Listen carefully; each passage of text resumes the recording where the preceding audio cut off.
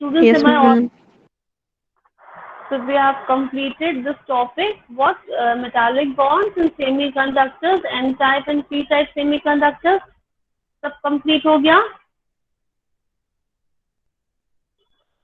किसी को कुछ क्वेरी है, कोई डाउट है इससे related?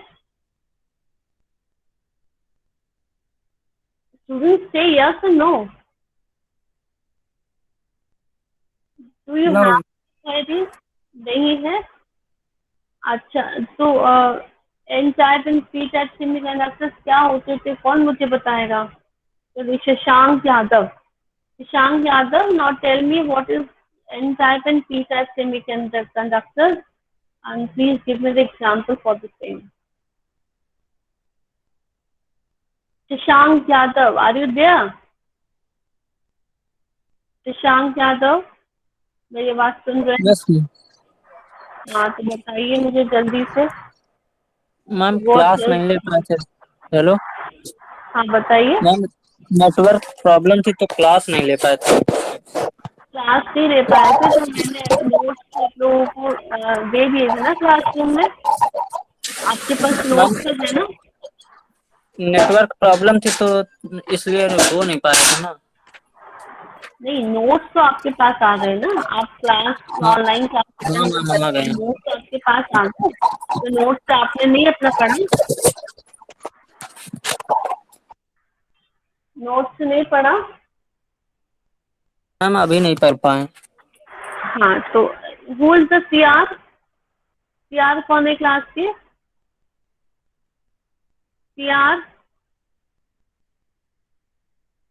who is the CR class representative of this your ECE? Ma'am Chandan. Chandan, where is Chandan? Chandan, are you there? Chandan, चंदन है ऑनलाइन कि नहीं है? मुझे इसको देखना पड़ेगा. मैम नहीं है, चंदन नहीं है. नहीं है मैम. चंदन नहीं है तो let me check.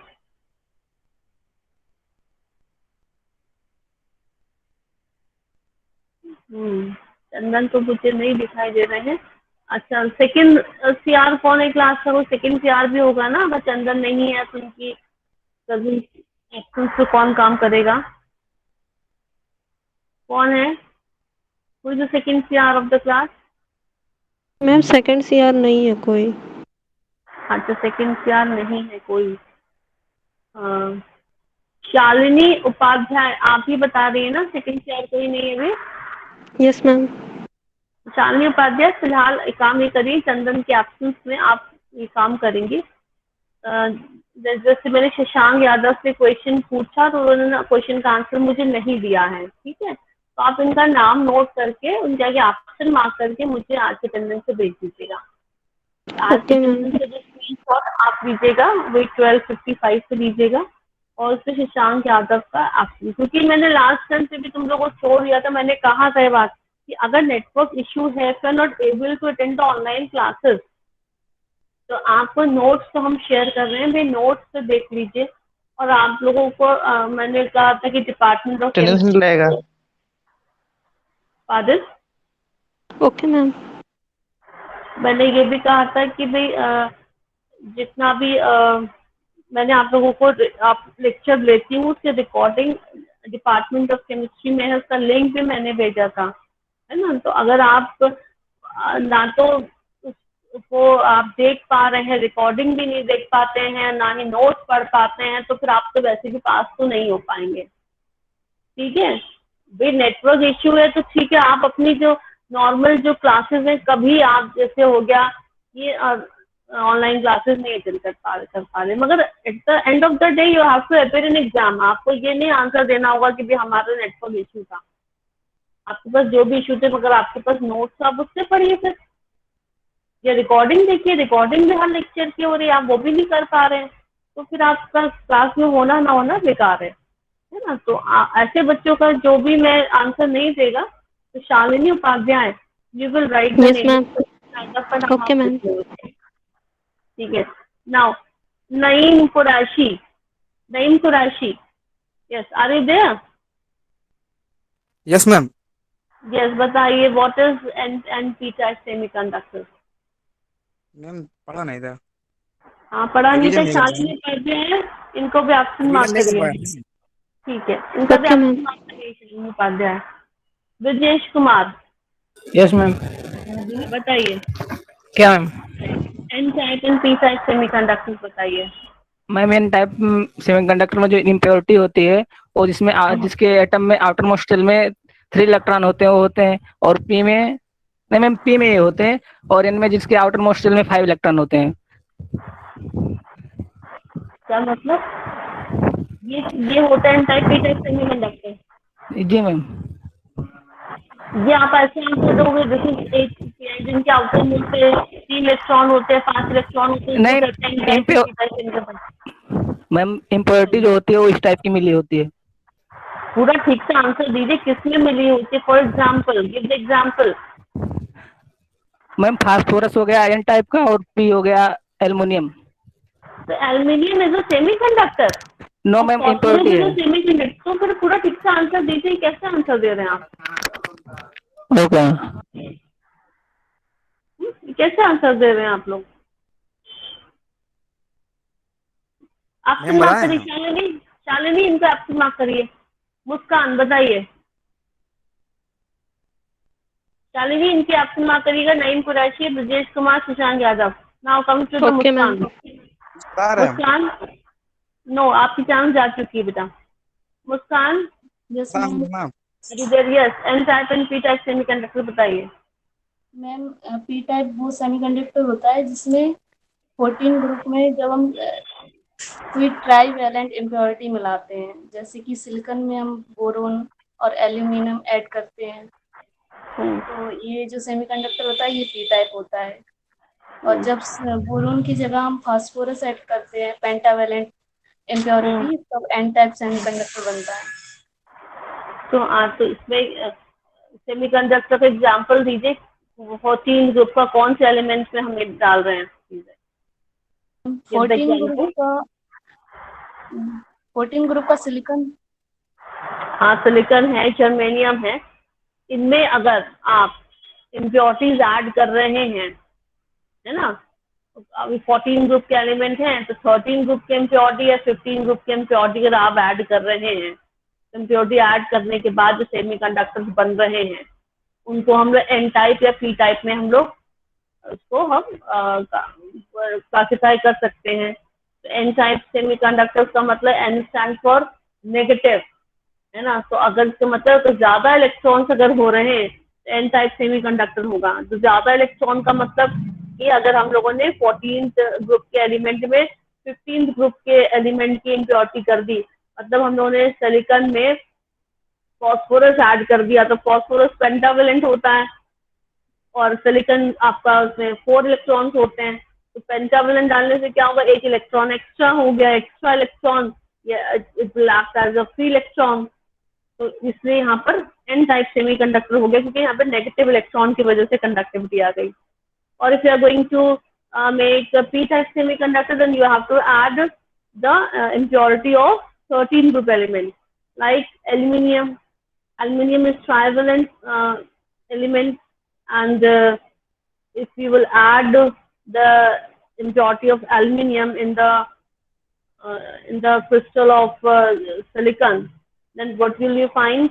Then being a trivalent element, aluminium क्या है? ट्राइवेलेंट एलिमेंट है ना। तो अभी क्या हो जाएगा कि उसके पास एक इलेक्ट्रॉन की कमी हो गई। सिलिकॉन के पास तो 4 थे, अब इसके पास एक की कमी है, तो क्या हो जाएगा? उसकी जगह पर एक पॉजिटिव होल बन जाएगा। ये हम लोगों ने उस दिन बताया भी था, इवन मैं उस दिन आप लोगों को पूरा ड्रॉ करके मैंने स्ट्रक्चर बताया था इसका। तो पॉजिटिव होल बन गया। अब पॉजिटिव होल बन जाने से वहां पर एक वैकेंसी क्रिएट हो गई। अब क्या होगा कि उस जगह पर कोई दूसरा इलेक्ट्रॉन आ सकता है। जहां से आएगा वहां पर एक पॉजिटिव होल डेवलप हो जाएगा। फिर दूसरी जगह पर उस जगह पर इलेक्ट्रॉन आ गया, जहां से आया वहां पर आपका पॉजिटिव होल डेवलप हो जाएगा। मतलब you can say positive hole can move inside the compound. तो आपका पूरा पॉजिटिव होल के मूवमेंट की वजह से कंडक्टिविटी आ गई, that means it will be known as P type semiconductor. मैंने बताया हुआ आपको कि जो आपकी कंडक्टिविटी है this is only because of the movement of any charge particle, movement of any charge particle. It can be a negative electrons or it can be a positive hole। ठीक है, ये हम लोगों ने पढ़ा था। आंसर्स मुझे बिल्कुल ठीक से चाहिए, क्योंकि भाई जब मैंने पढ़ा दिया और बहुत अच्छे से मैंने याद है, मैंने ड्रॉ करके बताया था आप लोगों को, और उसके बाद नोट्स भी दे दिए हैं, रिकॉर्डिंग भी शेयर कर दिया, फिर भी अगर आप नहीं पढ़ रहे हो अपने इश्यूज लेकर के कि नेटवर्क इश्यू था, नेटवर्क इश्यू तो हमेशा इश्यू ही रहेगा।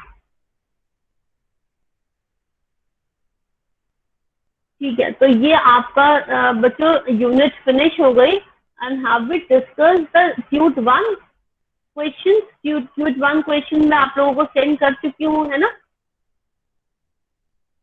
Yes ma'am. Yes ma'am. वो क्वेश्चन सारे देख लिए थे आप लोगों ने? Yes ma'am. Yes ma'am. इसमें ऐसा कोई क्वेश्चन जो आपको नहीं आया हो? यस मैम, एक क्वेश्चन में प्रॉब्लम है। हाँ बताइए। मैम जो फर्स्ट क्वेश्चन में हाइब्रिडाइजेशन निकालना है BeF3 का, मैम वो हाँ। उसमें नहीं आ रहा है। अच्छा, आप ही ने मुझे मोबाइल पे क्वेश्चन पूछा था? यस मैम, मैं पूछा था। अच्छा, आप ही ने पूछा था, तो किसका BeF3 का बताना है ना? Yes ma'am. BeF3 में क्या प्रॉब्लम है? बेरिलियम का एटॉमिक नंबर कितना होता है? मैम 4। बेरिलियम का 4 होता है। कॉन्फ़िगरेशन लिखो। 1:2 कॉन्फ़िगरेशन लिखो। 1:2 2:2। ठीक है, और उसके पास 2p भी तो होगा मगर एम्प्टी होगा। 2p तो Yes, होगा ma'am. ना इसके पास, मगर एम्प्टी होगा। ठीक है, अब इसके पास हमको क्या बनाना है? BeF क्या बनाना है? BeF3 BeF3 बनाना है। तो ठीक है, अब 3 फ्लोराइड यहाँ पर आने हैं, तो उसके लिए क्या हो गया कि एक इलेक्ट्रॉन जंप होकर के जो 2s का एक इलेक्ट्रॉन जंप होकर के 2p में चला गया। Yes ma'am. है ना? एक इलेक्ट्रॉन जंप होकर के किसमें चला गया? 2p में चला गया। अभी कितना हो गया? मैम 2 वैकेंट ऑर्बिटल, मतलब मैम 2 अनपेयर्ड इलेक्ट्रॉन्स हैं मैम। मैंने BE दिया है कि B दिया हुआ है? मैम आपने बेरिलियम बेरिलियम दिया हुआ है। Yes ma'am. अच्छा, तो उसको फिर BF3 करो फिर। मैम BeF3 माइनस होता है क्या बेटा? मैम। बेरिलियम ट्राइफ्लोराइड माइनस भी हो सकता है ना? माइनस मगर मैंने नहीं लिखा ना वहाँ पर, जो मैंने क्वेश्चन दिया वहाँ पर तो माइनस नहीं लिखा ना। चाहे इसको BF3 कर दें, चाहे इसको BeF3 माइनस कर दें। हाँ, तो भी इसको एक काम करो, जो क्वेश्चन एक्चुअली में था वो वहाँ पे गलती से अच्छा तो BeF3 हो गया है, वो होना चाहिए था BF3, तो BF3 कर लो। 3 होगा मैम। प्रशांत, हाँ प्रशांत, अभी ठीक हो जाएगा क्वेश्चन, अब कर लोगे? Yes ma'am. मैम एक और डाउट था। हाँ पूछो। मैम तीसरा क्वेश्चन मैम बता दीजिए। हाँ पूछो। मैम अपना डाउट पूछ लें? हाँ पूछिए। मैम जैसे इसका हम निकालने जा रहे थे BeF3 का, तो मैम एक मेथड था क्लास 11th में पढ़े थे कि इलेक्ट्रॉन का सम मैम अगर 9 to 56 के बीच में एग्जिस्ट करता है तो मैम 8 से डिवाइड करते हैं और नहीं, रिमाइंडर। वो आप ठीक कह रहे हो, जो आपका मेथड वो अलग बात है, मगर अगर आप ऐसे कॉन्फ़िगरेशन से आप देखोगे, यस मैम। ठीक है, अब यहाँ पर क्या है 2s पे तो 2 ही इलेक्ट्रॉन है ना। अब अगर Yes. एक्साइट करेंगे भी तो क्या होगा कि एक 2s पे रहेगा, एक 2p में रहेगा, तो 3 इलेक्ट्रॉन जिसके पास अभी भी अनपेयर्ड नहीं है। जब 3 इलेक्ट्रॉन अनपेयर्ड नहीं है तो वो बॉन्ड कैसे बना पाएगा? 3 बॉन्ड कैसे बना पाएगा? तो या तो इसके लिए इसके पास कोई माइनस चार्ज हो। माइनस चार्ज का मतलब एक एक्स्ट्रा इलेक्ट्रॉन उसके पास बाहर से हो, तभी तो फ्लोरीन के साथ बॉन्ड बनाएगा। तो आप जो बात कर रहे हो मैथमेटिकल बात कर रहे हैं, बट एक्चुअली में क्या है, जब आप स्ट्रक्चर बना के पहले देखो तो सही कि बन पाएगा कि नहीं बन पाएगा। Yes ma'am. जब एनपे इलेक्ट्रॉन ही नहीं है तो फ्लोरीन से कैसे बॉन्ड बनाएगा?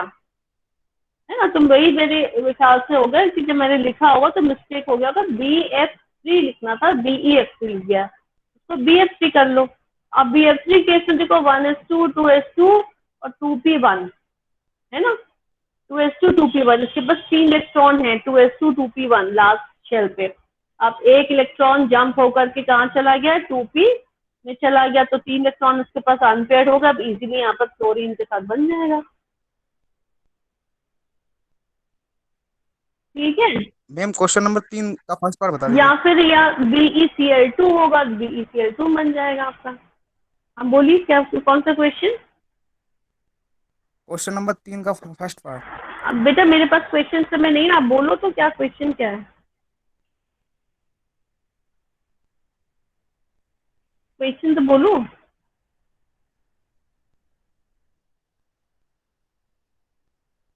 मैम क्वेश्चन है ma'am, why ice is lighter than water? हाँ तो ये तो बता दो चुकी ice is lighter than water.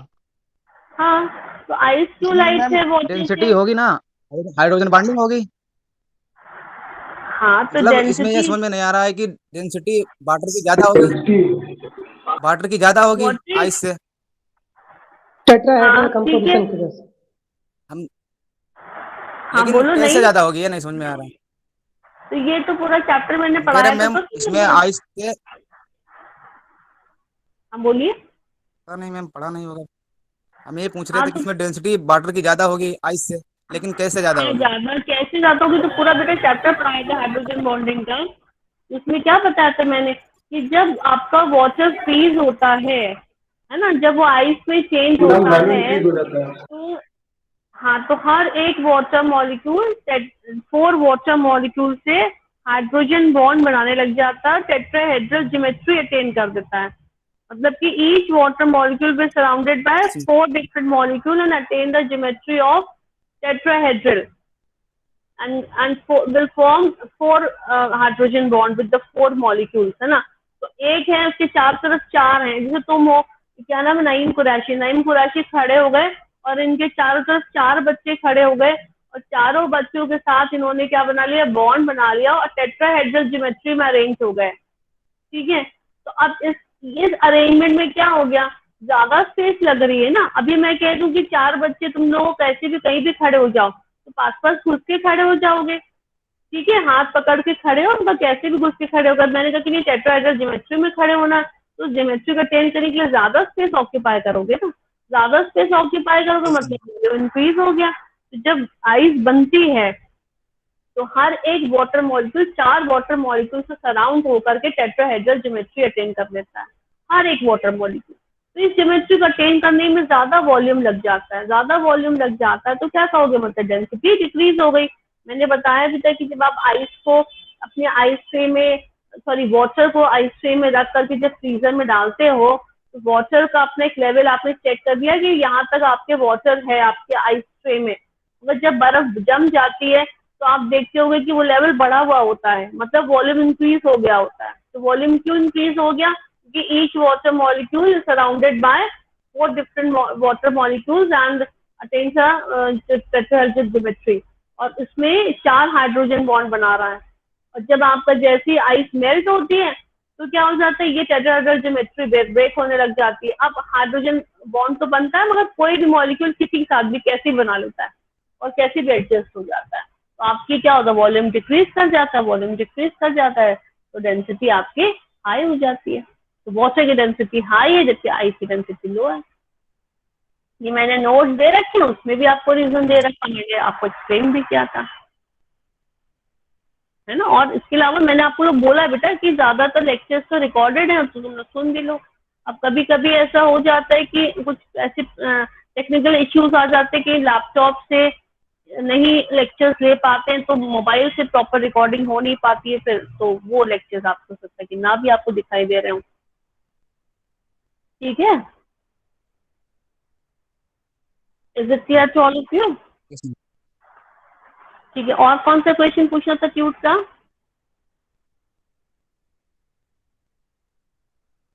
और क्वेश्चन पूछिए। तो ये चीज मुझे आप लोगों को अच्छी लगी बच्चों कि आप लोगों ने बढ़ बढ़ के क्वेश्चन पूछे। नईम कुरैशी ने भी क्वेश्चन पूछा, भले मैं पढ़ा चुकी थी मगर ठीक है, कम से कम कोशिश तो कर रहे हो पढ़ने की। और प्रशांत से तो मुझे रात को भी 11 बजे मैसेज करके पूछ रहा था क्वेश्चन। तो मुझे ऐसे बच्चे पसंद है जो पढ़ाई की बातें करते हो। बाकी मुझे ये नहीं कि मुझे तुम चैटिंग कर रहे हो, But हाँ, if you are having any question related to chemistry, then you can ask me anytime, है ना। तो उसके कोई प्रॉब्लम्स नहीं है, तुम लोग सब बस ये पढ़ाई करो, बाकी किसी चीज से मतलब मत रखो।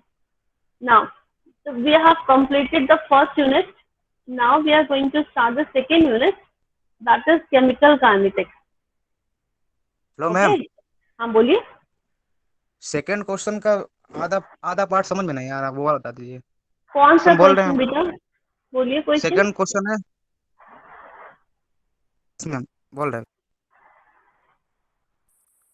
इसको लैंग्वेज नहीं समझ में आ रही मैम। क्वेश्चन क्या है? Difference between coordinate bond and covalent bond, ये तो समझ में। कोई दूसरा बच्चा पढ़ दे क्या क्वेश्चन है? Coordinate bond and covalent bond, ये तो समझ में आ गया। उसका क्वेश्चन पढ़ना है हमको। दूसरा बच्चा कोई क्वेश्चन पढ़ दे। कीर्ति, क्या क्वेश्चन है? सामने पढ़ दीजिए ma'am. Differentiate Coordinate covalent bond. What are the factors influencing the formation of an ionic bond? अच्छा, what are the factors influencing the formation of ionic bond? ठीक है, तो अभी मेरे ख्याल से ये हम लोगों ने पार्ट डिस्कस किया था। हमने जब स्टार्टिंग में जब हम लोग बात कर रहे थे तब हम लोगों ने पार्ट भी डिस्कस भी किया था कि कौन कौन से फैक्टर्स होते हैं जो इफेक्ट डालते हैं कि आपका ये बॉन्ड बने। अगर इसका आपके पास नोट्स नहीं है तो मैं आप लोगों को नोट्स इसके सेंड कर देती हूँ। इसीलिए मेरा ट्यूट देने का मतलब यही होता है कि अगर कोई ऐसा क्वेश्चन रह गया हो जिसके नोट्स वगैरह नहीं दिए गए हो तो उसके नोट्स मैं आप लोगों को प्रोवाइड करा दूँ। तो आपको ये पहला पार्ट समझ में आ गया कि क्या आपके डिफरेंस होता है कोवलेंट एंड कोऑर्डिनेट बॉन्ड में? Yes ma'am. Yes ma'am. Yes ma'am. इसकी लैंग्वेज कैसे लिख लेंगे, समझ में आता है कि कैसे लैंग्वेज बनाएंगे इसकी? Yes ma'am.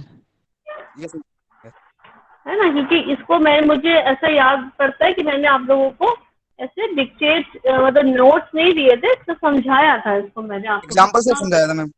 एग्जाम्पल से समझाया था। तो ये काम करते फिर इसके भी हम आपको नोट्स प्रोवाइड करा देते हैं पहले, ठीक है। और फिर उसके बाद फिर हम लोग जो भी क्वेरीज होंगी उसको फिर हम देखते हैं। पहले इसके मैं नोट्स ही तुम लोगों इस वाले चैप्टर के प्रोवाइड करा देती हूँ, ठीक है। और वैसे अगर कंडीशंस की बात करें तो प्रोबेबली तो मैं आपको कुछ बता भी देती हूँ अभी कि भाई क्या होता है। Formation of ion bond depends upon the ionization energy. Ionization energy and electron affinity involved. What is the meaning of ionization energy and electron affinity? Amount of energy released when an isolated gaseous atom removes an electron from it.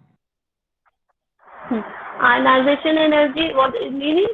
The energy required to remove one electron. Extra electron. Yeah.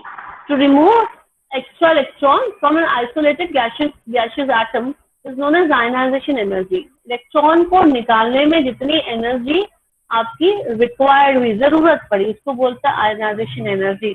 एक बात ये याद रखना कि मैंने आप लोगों को डे 1 से बताती हूँ एक बात कि कोई चीज को अगर हमको स्टेबल करना है तो उसकी एनर्जी को हमें लो करना पड़ेगा, ठीक है। एनर्जी को हमें लो करना पड़ेगा if you want to make that system stable. और आपको अनस्टेबल करना है तो उसको एनर्जी देनी पड़ेगी, ठीक है। तो अगर मैंने कहा कि आयनाइजेशन का मतलब ये हुआ कि इलेक्ट्रॉन मुझे निकालना है, इलेक्ट्रॉन उसमें से निकालना है, किसमें से? किसी एटम से। एटम क्या था? स्टेबल था। अब उसमें से इलेक्ट्रॉन निकालना है मतलब कि उस एटम को अनस्टेबल करना है। तो अनस्टेबल करने के लिए क्या करना पड़ेगा? एनर्जी देंगे कि उससे ले लेंगे? देंगे मैम। अभी हमें एनर्जी देनी पड़ेगी, है ना। इसलिए हमारी डेफिनेशन में आता है एनर्जी रिक्वायर्ड टू रिमूव, मतलब कि एनर्जी अंदर गई तो इलेक्ट्रॉन बाहर आया। और इसको ऑपोजिट करो, इलेक्ट्रॉन एफिनिटी में क्या होता है? इलेक्ट्रॉन अंदर गया तो एनर्जी बाहर निकलेगी, इलेक्ट्रॉन अंदर गया तो एनर्जी बाहर निकलेगी, और इलेक्ट्रॉन बाहर आया तो एनर्जी अंदर जाएगी, दोनों ऑपोजिट। इसलिए इलेक्ट्रॉन एफिनिटी और आयनाइजेशन एनर्जी दोनों एकदम ऑपोजिट होती है। ठीक है, एफिनिटी का मतलब क्या होगा, इलेक्ट्रॉन को चाहना। इलेक्ट्रॉन अगर अंदर जाएगा, चाहना मतलब इलेक्ट्रॉन अंदर गया, इलेक्ट्रॉन अंदर गया तो एनर्जी बाहर आएगी। तो इसलिए इसकी डेफिनेशन में आता है एनर्जी रिलीज, है ना, एनर्जी रिलीज। एनर्जी रिलीज हुई कब, जब आपने एक्स्ट्रा इलेक्ट्रॉन अंदर डाला, तो उसको बोलते हैं इलेक्ट्रॉन एफिनिटी। और आयनाइजेशन एनर्जी, जब इलेक्ट्रॉन को बाहर निकालने में जितनी एनर्जी आपको देनी पड़ी, that is ionization energy. Is it clear the difference between the ionization energy and the electron affinity? Yes ma'am. बात समझ में आई है ना? तो आयनिक बॉन्ड जब बनते हैं तो इसमें क्या होता है कि ये डिपेंड करता है आयनाइजेशन एनर्जी और इलेक्ट्रॉन एफिनिटी पर। क्यों? कि भाई दो चीजें हैं, जैसे NaCl है, NaCl में क्या है, आपका इलेक्ट्रोवेलेंट बॉन्ड बन रहा है, तो उसमें क्या आ रहा है, Na क्या इलेक्ट्रॉन, क्या है, Na electro positive in nature. Electro positive in nature मतलब कि they can donate electron, electron को देंगे, अपने अंदर से इलेक्ट्रॉन निकाल लेंगे। ठीक है, तो वहां पर क्या काम करेगा, आयनाइजेशन एनर्जी काम करेगी, क्योंकि इलेक्ट्रॉन Na से निकल रहा है और कहाँ जा रहा है, Cl में जा रहा है। वहां पर Cl में क्या काम करेगा, इलेक्ट्रॉन एफिनिटी काम करेगी। तो Na और Cl के बीच में जो आपका इलेक्ट्रोवेलेंट बॉन्ड बनता है, Na ने इलेक्ट्रॉन दिया और Cl ने ले लिया, तो क्या हो गया कि Na में कौन सा फैक्टर काम करेगा, आयनाइजेशन एनर्जी। Cl में कौन सा काम करेगा, इलेक्ट्रॉन एफिनिटी। ठीक है, तो क्या हम लोग बोलते हैं, one of the atom should have low ionization energy so that only a small amount of energy is required to pull out an electron from its outermost energy level। मतलब क्या हो गया कि जो भी हमारा atom is going to make the electrovalent bond, उसकी क्या होना चाहिए, लो आयनाइजेशन एनर्जी होनी चाहिए। लो आयनाइजेशन एनर्जी क्यों होनी चाहिए, कि जरा से एनर्जी मिले, इलेक्ट्रॉन बाहर आ जाए, तभी तो इलेक्ट्रोवेलेंट बॉन्ड बना पाएगा। तो Na का क्या है, आपकी लो आयनाइजेशन एनर्जी है, लो Ip है, जरा से एनर्जी मिली, इलेक्ट्रॉन बाहर आ गया। ठीक है, और ऑन द अदर हैंड क्या होना चाहिए, the atom should have high electron affinity.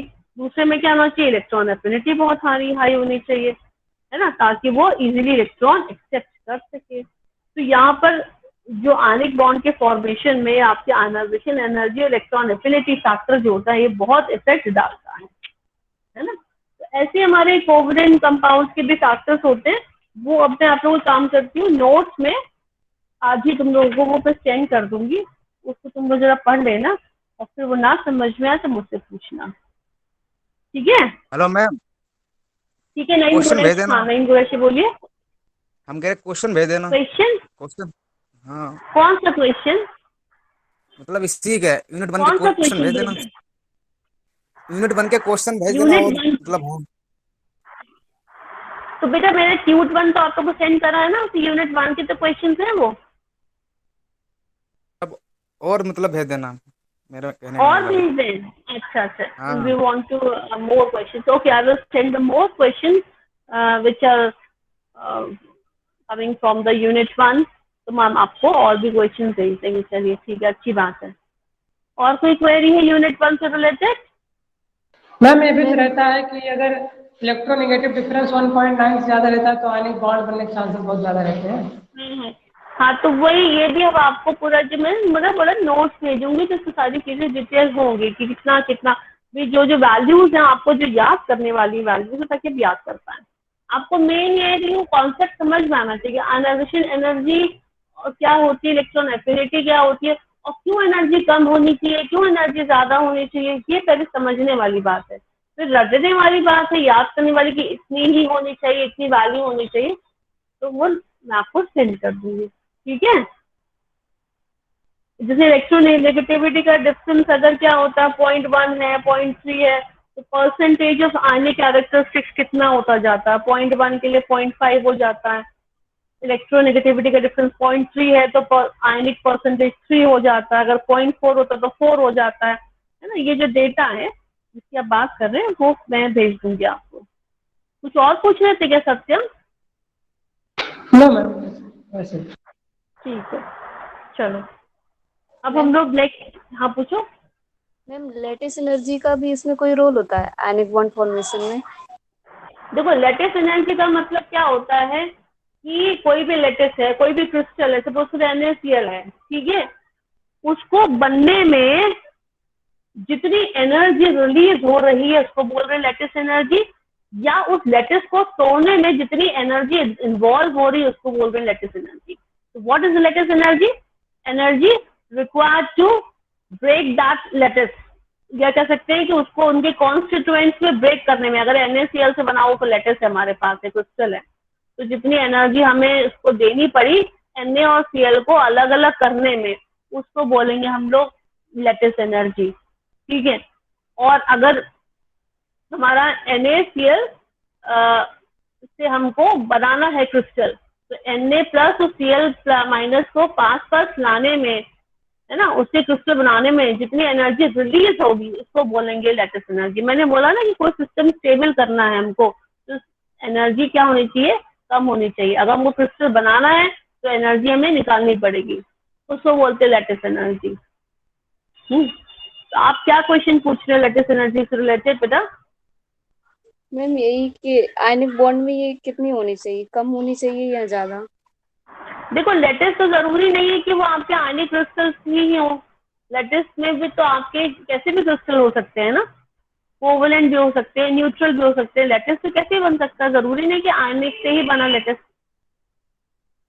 हम तो यहाँ पर सिर्फ बात कर रहे हैं आयनिक क्रिस्टल्स की बात कर रहे हैं कि ये बात कर रहे हैं हम लोग कि हमारे इलेक्ट्रोवैलेंट बॉन्ड बनने के लिए क्या क्या फैक्टर्स इफेक्ट डालते हैं इलेक्ट्रोवैलेंट बॉन्ड बनने के लिए।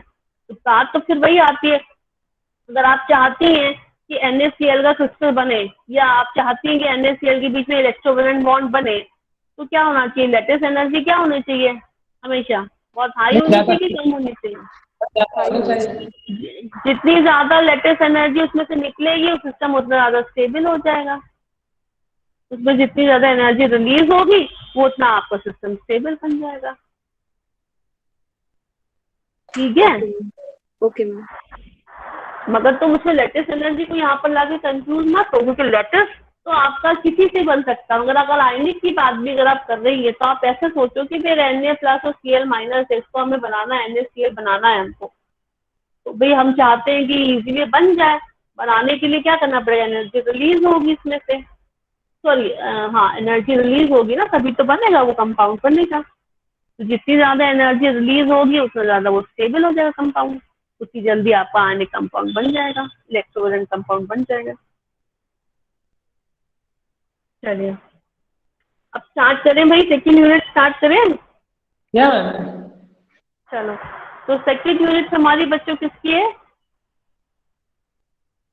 सेकंड यूनिट किसकी है हमारी? बताइए, सिलेबस देखिए, check syllabus.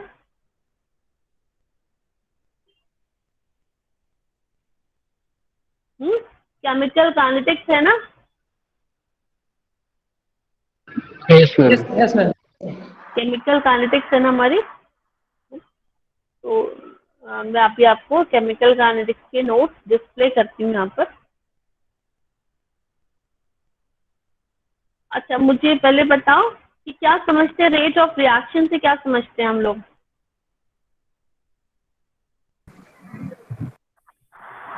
What is rate of reaction? Speed में रिएक्शन कंप्लीट हो रहा है, मतलब कितने टाइम के? क्या हो गया बच्चों? Ma'am how fast the reactants are converting into products. हाँ, कितनी तेजी से कोई रिएक्शन क्या हो रहा है, कोई रिएक्शन जो हो रहा है प्रोडक्ट में चेंज हो रहा है ना, कितनी तेजी से वो स्पीड जो है, स्पीड है जो उसकी, वो बोलते हैं रिएक्शन रेट ना, रेट ऑफ द रिएक्शन। तो मुझे बताओ कि अगर हमारे पास कोई हमारे पास कोई एक रिएक्टेंट है A, ठीक है, ए से हमें B कन्वर्ट होता है, तो अब मुझे पहले ये बताओ कि रिएक्शन स्टार्ट जब होगा तब ज्यादा तेज होगा और बाद में धीरे धीरे हो जाएगा, या पहले धीरे होगा बाद में स्पीड हो जाएगा?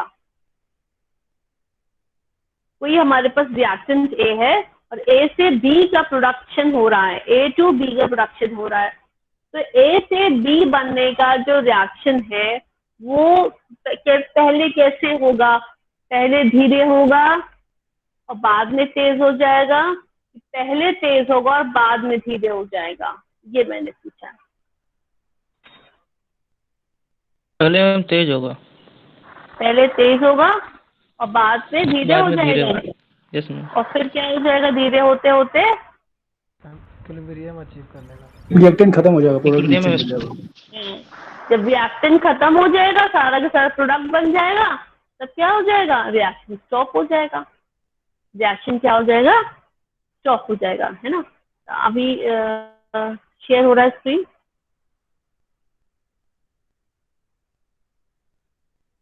स्क्रीन शेयर हो रहा है, yes ma'am.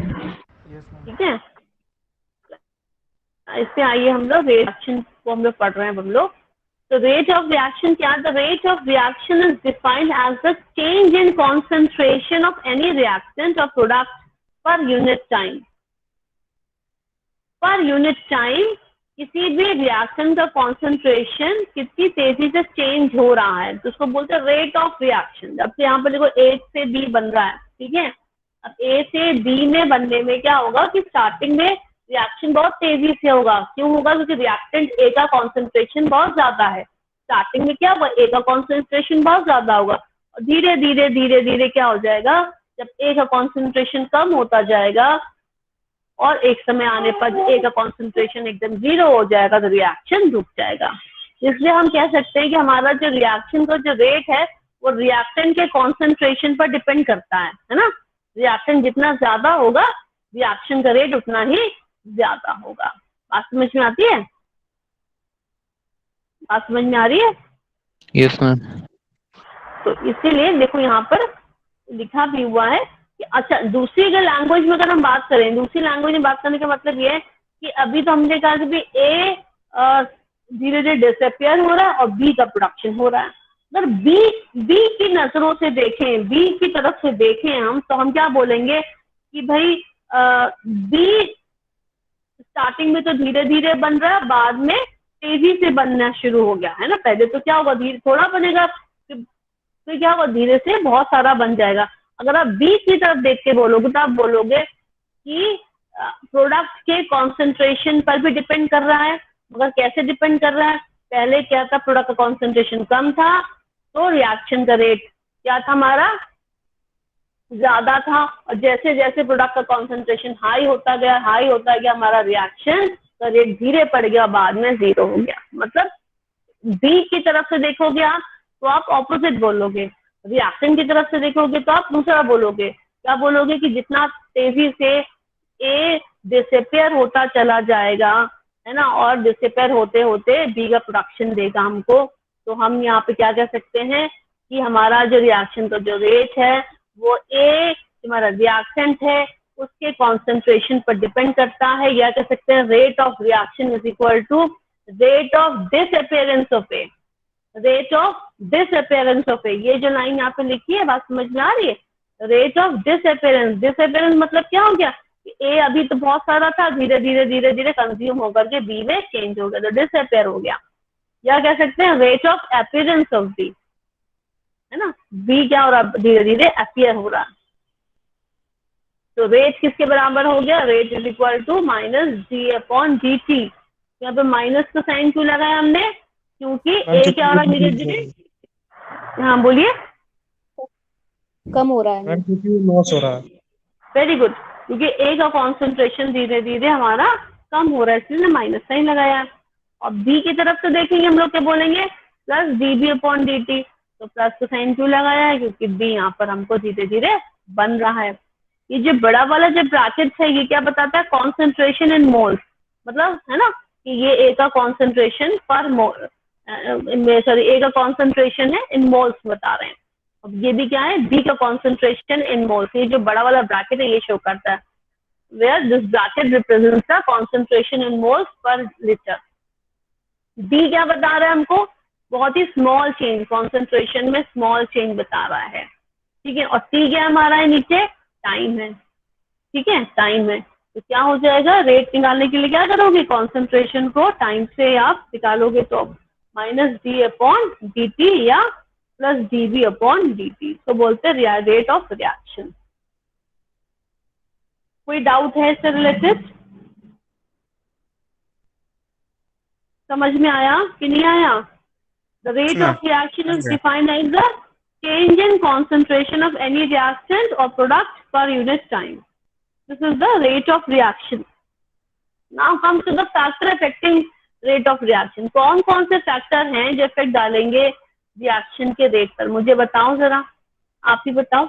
Ma'am temperature and catalyst. हाँ, very good. Size of amount of reactant and product used.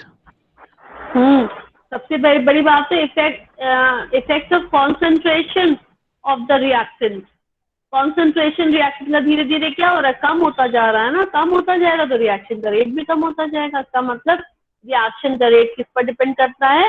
Reactant के कॉन्सेंट्रेशन पर भी डिपेंड करता है। जितना ज्यादा रिएक्शन होगा हमारे पास इनिशियली, रिएक्शन का रेट भी उतना ही तेजी से होगा, बाद में धीरे धीरे कम होकर के 0 हो जाएगा, है ना। तो फर्स्ट पॉइंट क्या आता है? Effect of concentration.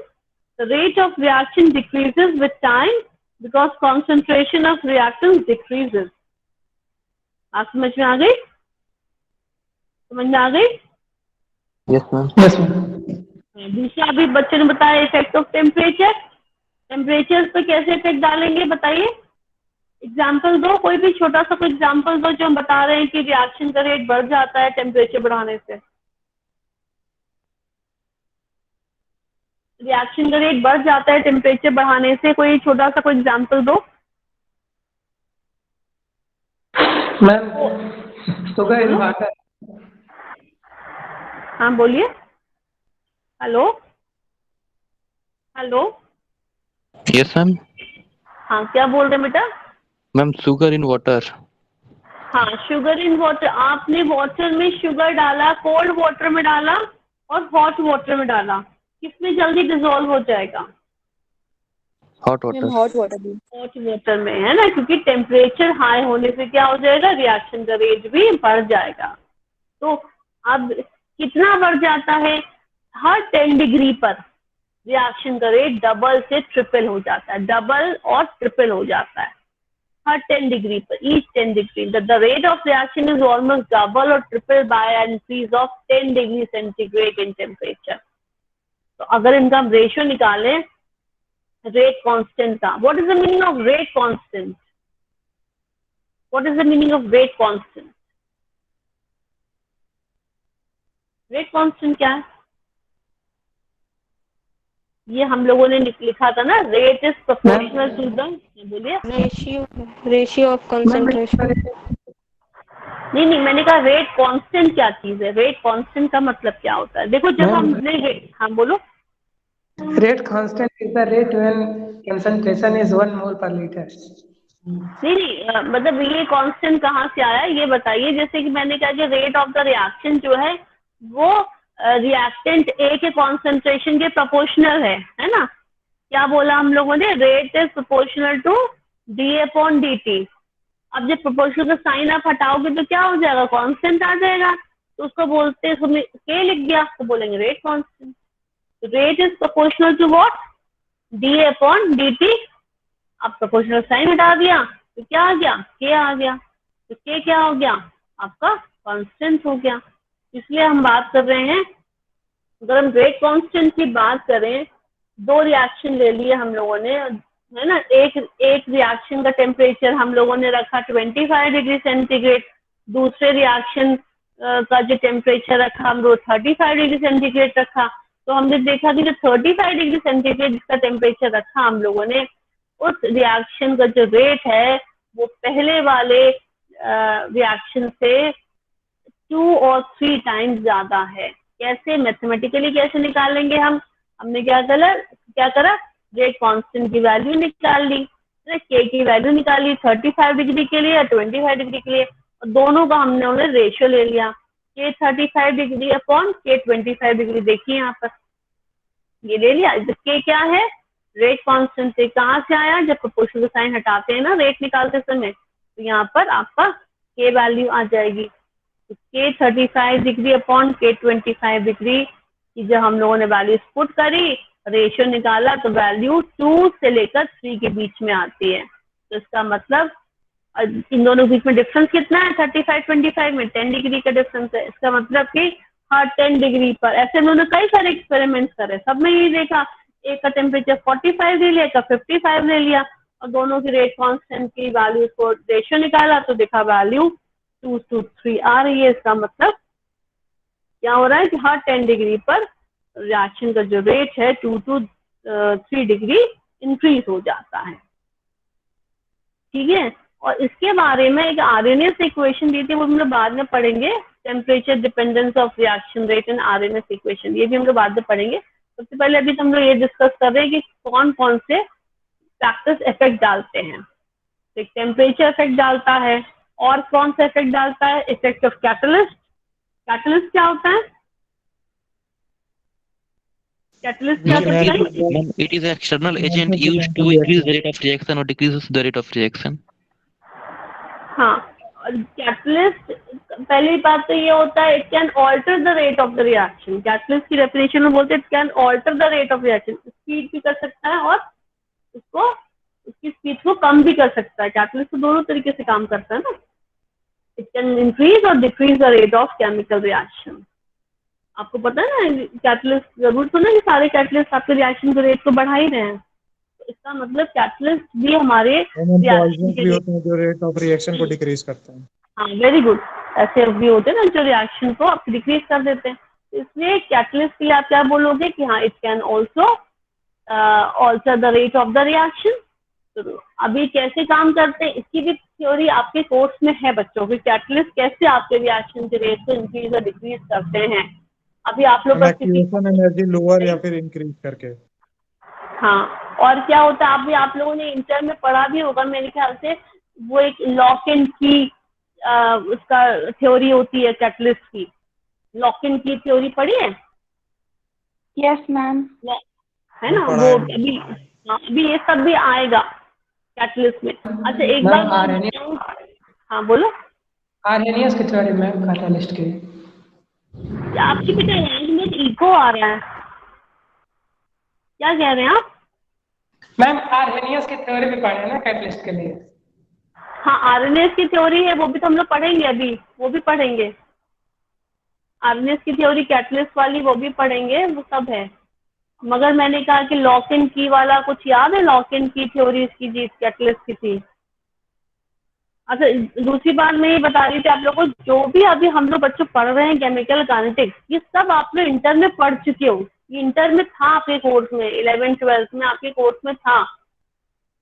ठीक है, तो अभी तो हम तो पढ़ाएंगे अभी आप लोग भी कोशिश करना है कि आपके घर में जो बुक्स रखी हो इंटर वाली, उससे जरूर देखो, सारा कुछ उसमें मिल जाएगा, सब कुछ उसमें है, पढ़ा हुआ लग रहा है ना आप लोगों को, सब चीजें पढ़ी हैं आप लोगों ने। मैम लॉक की मॉडल जो सरफेस प्रोवाइड कर देता है कैटलिस्ट के लिए। हाँ हाँ हाँ, वो आप कुछ है ना, वैसे लग रहा है कि कुछ बोधी बिस्तरी यादें आप लोगों को याद आ रही है। थोड़ा आज का काम यही है कि आप अपने इंटर की बुक जरा खोल के देखना और केमिकल काइनेटिक्स जरा उसको देखना पढ़ना, मुझे फिर एग्जाम्पल दे दे करके बताना। ठीक है, तो देखो फोर्थ आता है effect of surface area of the reactant. Surface area बढ़ जाता है तो रिएक्शन का रेट इंक्रीज कर जाता है। क्यों भाई? सरफेस एरिया से क्या मतलब होता है? मैम जितना ज्यादा सरफेस एरिया रहेगा उतना ज्यादा रेट ऑफ रिएक्शन करने की कैपेबिलिटी बढ़ेगी, उतना ज्यादा उसको एरिया मिलेगा किसी रिएक्टेंट को। तो इसका मतलब क्या हो जाता है कि आपके जो रिएक्टिव साइट्स होते हैं वो ओपन हो जाते हैं। सपोज को तो मैंने कहा कि अगर आपको NaCl मैंने दिया, NaCl वही नमक जिसको आप कहते हो ना, सोडियम क्लोराइड, है ना, आपने पानी में डिजोल्व करना है, तो अभी मैंने आपको पाउडर्ड फॉर्म में दिया और ये क्रिस्टल फॉर्म में दिया। पहले क्योंकि लोग तो क्रिस्टल ही यूज करते थे ना NaCl का घरों में खाने में, तो NaCl का क्रिस्टल दिया, वो जल्दी आपका डिजोल्व हो जाएगा कि पाउडर्ड वाला जल्दी डिजोल्व हो जाएगा? पाउडर्ड वाला जल्दी डिजोल्व हो जाएगा। क्यों पाउडर्ड वाला जल्दी डिजोल्व हो जा रहा है? क्योंकि वो क्या हो रहा है, उसका सरफेस एरिया ज्यादा है। सरफेस एरिया का मतलब क्या समझे, ये NaCl का आपको मैंने क्रिस्टल दिया, आपने टेबल पे रख दिया, वो जरा सा एरिया अभी ऑक्यूपाई कर रहा है, उसको आपने क्रश कर दिया उसी क्रिस्टल को और पूरी टेबल पे वो स्प्रेड हो गया, अब सरफेस एरिया बढ़ गया। सरफेस एरिया बढ़ जाने से क्या हो गया कि आपके जितने भी यहाँ पर एटम्स मॉलिक्यूल्स थे, उनके रिएक्टिव साइट्स ओपन हो गए। अब आप इजीली वो जब आप पानी में डालोगे तो वो डिसॉल्व हो जाएंगे।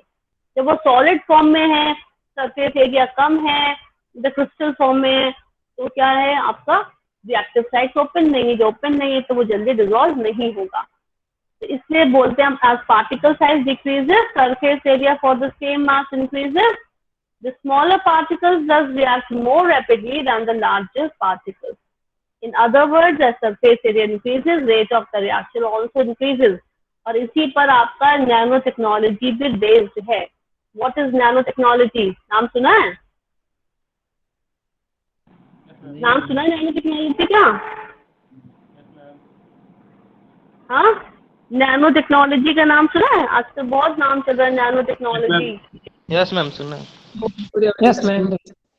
सुना है तो अभी आज का आपका ये भी होमवर्क है कि नैनो टेक्नोलॉजी जरा पढ़ना कि क्या होता है, इसके क्या क्या बेनिफिट्स हैं, क्यों आजकल इतना ज्यादा इन है नैनो टेक्नोलॉजी, हर जगह आपको सुनने में आएगा। ठीक है, अभी टाइम हम लोग का ओवर हो गया बेटा, तो अभी हम लोग यहीं पर खत्म करते हैं, नेक्स्ट टर्म से आगे पढ़ेंगे। आज का हमको होमवर्क है आप लोगों का कि केमिकल काइनेटिक्स बहुत अच्छे से अपनी बुक से पढ़ेंगे और नैनो टेक्नोलॉजी को भी फाइंड करेंगे, what is nano technology. With two all of you, now send me the attendance. कौन सेंड करेगा attendance? Yes ma'am. Attendance send कर देना बेटा, है ना? Okay ma'am. Okay students, thank you ma'am. when I say God bless you.